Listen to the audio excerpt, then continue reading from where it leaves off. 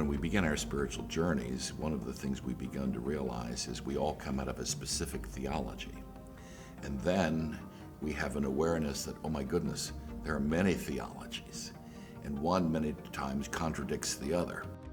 As we study and we progress, we really become aware that theologies are what man thinks God said. We have to become more scientific about what we are, who we are, why we are here, what our purpose is, and where are we going. All theologies teach, whether it's the Christian theology, which begins with the fall of man, which we do not accept. We think that was the beginning of man's individual journey, and also the ending of being saved by Jesus and going to heaven. Well, that's the Christian concept. And I think the metaphysical concept and the Buddhist concept and so on, the Hindu believe that as we start our way up and we keep incarnating and growing until we get back to the light, I'm the Alpha and the Omega. What I was in the beginning was a part of perfect God consciousness. After many incarnations, I'm going back to that state of God consciousness. We realize that we are co-creators, and that's part of the journey, that we're making our own happiness or unhappiness. Mind activates principle, which produces results, mental energies.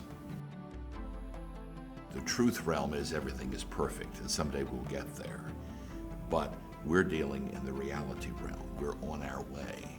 As St. Paul says, it does not yet appear what we shall become.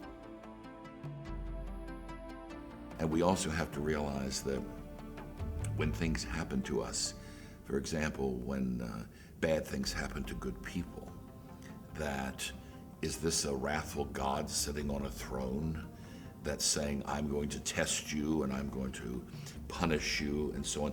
I think that in your spiritual journey, you soon find that God is the neutral law, the infinite intelligence. We are the ones that create the positive and negative through the understanding of those spiritual laws or the ignorance of them.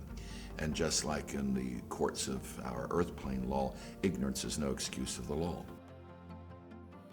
When we can stop reacting and understand the principles that we're working with, then we are able to begin manifesting the more positive and neutralize things and go on.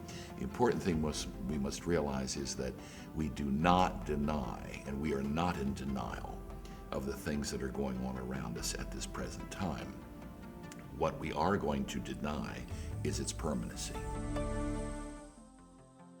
In the metaphysical church, we take the Bible stories and internalize them. We feel that each character in each one of those stories is a state of consciousness, and we can really find that within ourselves.